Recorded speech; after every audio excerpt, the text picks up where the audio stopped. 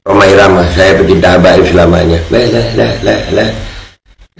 Gue juga bingung ya, ngapain dia tobat ya? Kenapa dia tobat? Mudah-mudahan aja beneran. Ya, udah tua. Saya seringkali di podcast itu, antum mungkin lihat. Siap nonton, nggak pernah enggak. Nangis-nangis. Saya sering meneteskan air mata. Kenapa? Ada satu realitas yang luar biasa. Ada satu kondisi yang luar biasa. Padahal saya berulang kali mengatakan Habib Rizik, Habib Ali Kuita, Habib itu sahabat gue semuanya. Bang Haji Rhoma Irama menangis terseduh-seduh gitu. Dan di framing luar biasa oleh Habib dan budak-budaknya itu. Padahal judulnya Rhoma Irama tobat karena telah mempercayai clipping dan lain-lain, pokoknya buruk-buruk lah. Ya, intinya begitu. Dan teman-teman bisa lihat video secara utuh, secara lengkap gitu.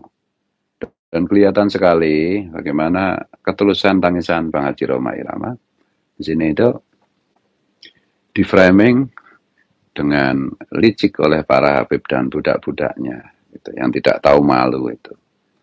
Jadi saya memaknai Bang Haji Rhoma Irama itu menangis dengan tulus.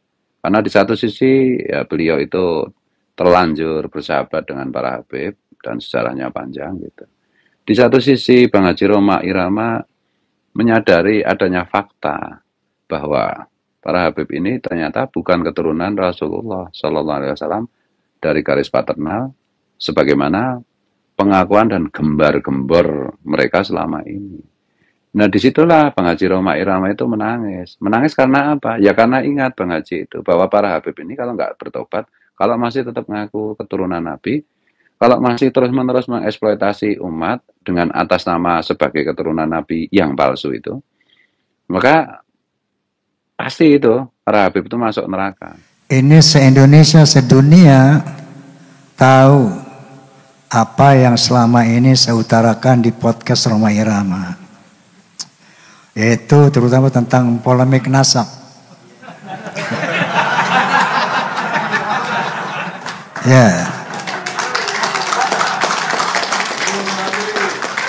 Dan yang selalu saya tekankan di awal, Bismillahirrahmanirrahim, tanpa kebencian, tanpa kepentingan. Itu selalu saya tekankan. Illa wa tawassaw bil haqq wa tawassaw bis sabr. Baru saya cerita bla bla bla bla bla. Nah, kemudian selanjutnya pada endingnya selalu saya katakan bahwa goal dari semua ini adalah semua pihak harus muhasabah. Selanjutnya kita laksanakan perintah Allah Subhanahu wa taala, wa'tasimu bihablillahi jami'an wa la tafarraqu. Jadi goalnya ukhuwah Islamiyah. Masya Allah, tabarakallah. Memang kadang-kadang ya saya seringkali di podcast itu, antum mungkin lihat. Siap nonton, nggak pernah enggak. Nangis-nangis. Saya sering meneteskan air mata. Kenapa? Ada satu realitas yang luar biasa. Ada satu kondisi yang luar biasa. Padahal saya berulang kali mengatakan Habib Rizik, Habib Ali Kuita, Habib itu sahabat gue semuanya. Ternyata termasuk beliau. Ya beliau waktu idaman. Saya datang. Bukan. Pertama kali pembukaan. Pakai jaket gitu. Pakai itu beliau apa? Hadroh beliau. Ya, Masya Allah. Astaghfirullahalazim. Astaghfirullahalazim. Astaghfirullah. Allahumma shalli ala Muhammad. Maka saya pun selalu berkata, tolong koreksi saya di dalam podcast-podcast saya. Tidak ada hal lain illa wa tawassaw bil haqq wa tawassaw bis sabr. Ila. Oke, Beb. Ana uhibbukum. Jazakumullah khair. Uhibbukum billah. Aja Mama. I love you full. Gitu kan. Nah, ternyata begitu saya ulang-ulang melihat bahwa Roma tetap meyakini bahwa habaib bukan dzurriyyah, kan itu. Nah, kalau menurut Anda ini sosok Bang Haji ini ketika di dalam video ini saya hakul yakin itu kan ya, bahwa Bang Haji disclaimer ketika itu gitu ya, bersahabat dengan habaib. Kemudian juga bersahabat ketika itu mengatakan bahwa ana uhibbukum atau apa gitu ya, saya kurang jelas. Kemudian si Habib I love you full. Sebetulnya ini relasi hubungan yang sangat dasar antara Bang Haji dengan para habaib. Tetapi tentang persoalan nasab ini menjadi sebuah hal yang tegas buat Bang Haji, ya. Kalau menurut saya hal yang tegas bahwa Bang Haji tetap itu, dan persoalan nasab saya ungkapkan. Ini seperti perang Bratayuda itu ya. Saya teringat gitu ya, ketika Bisma melawan Pandawa itu ya, bagaimana ada kebimbangan di situ, sehingga di satu sisi Bang Haji fansnya banyak habaib, kemudian kawan-kawannya di sisi yang lain dia harus berbicara tentang masalah nasab ini. Anda bagaimana ini melihatnya nih fenomena ini? Iya, sebenarnya kan kalau Roma menyebut Habib di sebelah kanannya ana uhibbukum, kemudian Habib menjawab I love you too atau I love you full, itu kan kalau dicarikan hadisnya juga ada. Kata Rasul atau fima mana la yu'minu ahadukum hatta yuhibba li akhihi kama yuhibba li nafsihi, kan seperti itu.